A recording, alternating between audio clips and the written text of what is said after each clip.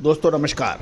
Colonel Ajay, CEO Ajay astro money group, first global astro finance digital channel से आपसे मुखातिब होता हूं। आज बुधवार 30 जुलाई सन 2025।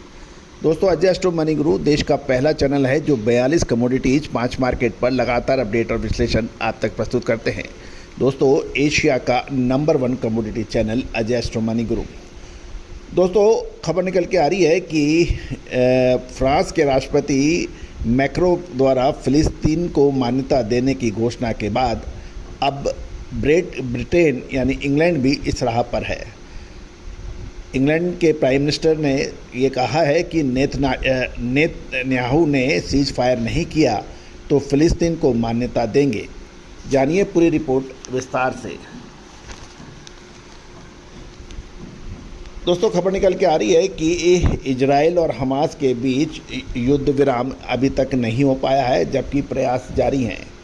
इससे गाजा पट्टी पर हजारों हजार की तादाद में निर्दोष व्यक्तियों की जान जा रही है, बच्चों में भूखमरी देखी जा रही है और चारों तरफ विनाश के बादल दिखाई दे रहे हैं। गौरतलब है कि हमास द्वारा इजराइल के नागरिकों को बंधक बनाने के बाद इजराइल ने जवाबी कार्रवाई करते हुए ज़बरदस्त युद्ध छेड़ा, जिससे लाखों गाजा पट्टी पर रहने वाले फ़िलिस्तीनियों को बर्बादी के कगार पर ला छोड़ा।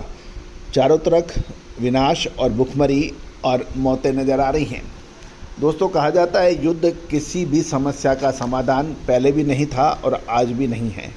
शांति की अपील और मिल बैठकर राजनीतिक समस्याओं का समाधान ही एकमात्र हल होगा।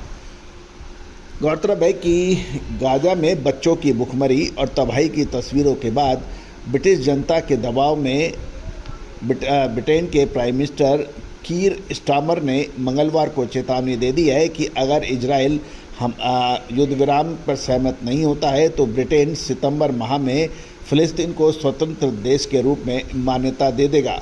ये फैसला ब्रिटेन की कैबिनेट की आपात बैठक के बाद आया और ब्रिटेन के रुख में ये एक बड़ा बदलाव माना जा रहा है। गौरतलब है कि फ्रांस के राष्ट्रपति मैक्रो ने फ़िलिस्तीन को मान्यता देने की घोषणा की है और अब ब्रिटेन भी इसी राह पर चल पड़ा है। गौरतलब है कि दूसरी ओर ट्रंप ने कहा, गाजा में हमने खाना भेजा, पैसे भेजे, किसी ने धन्यवाद यानी थैंक यू तक नहीं कहा। अमेरिकी राष्ट्रपति ट्रंप ने दावा किया कि अमेरिका ने 2 हफ्ते पहले गाजा में भूखे फिलिस्तीनियों के लिए 500 करोड़ रुपए के खाद्य सहायता भेजी, लेकिन किसी देश ने इसके लिए धन्यवाद नहीं कहा।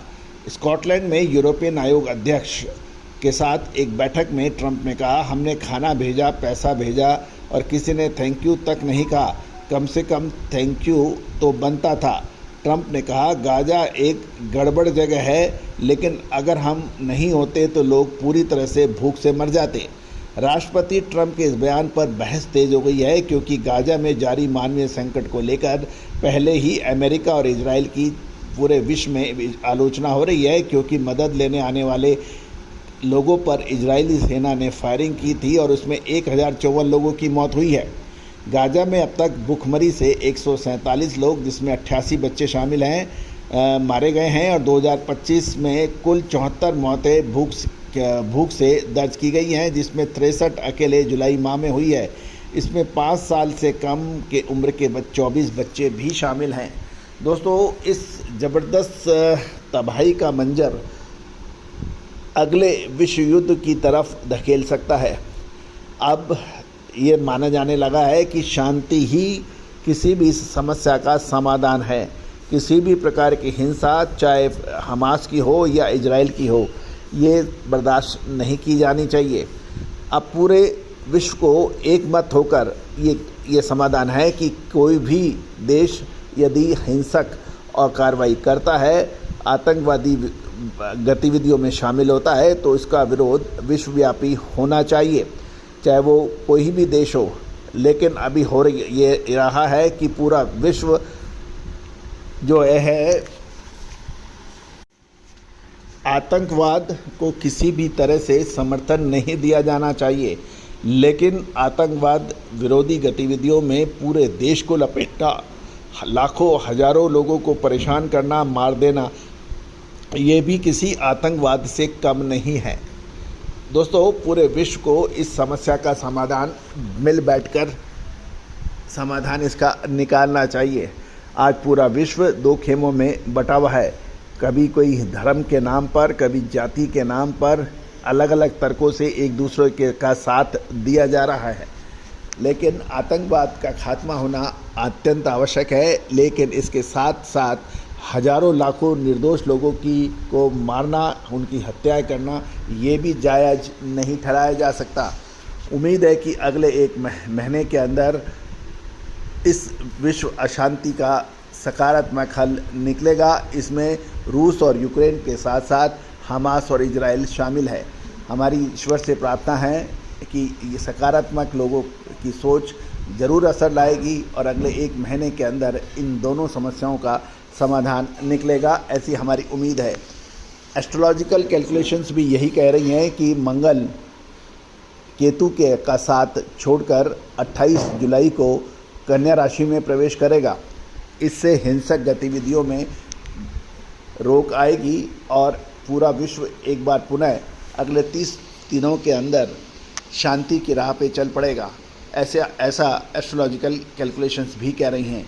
All the very best, good luck, happy trading.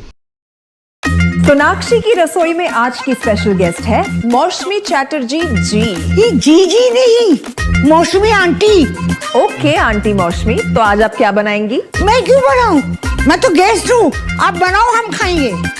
Acting में तो हिट हो, अब खाना बनाओ सुपर हिट। ठाट से बनाऊंगी खाना, है ना द बेस्ट एवरीडे मसाला।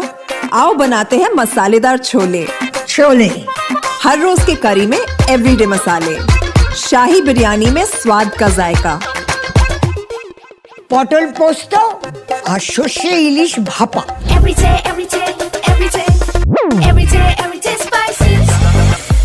साफ मसाले, खुशबू और प्योर झांझ, टेस्ट से भर दे हर जुबान पे स्वाद। एवरीडे मसाले, देश का स्वाद।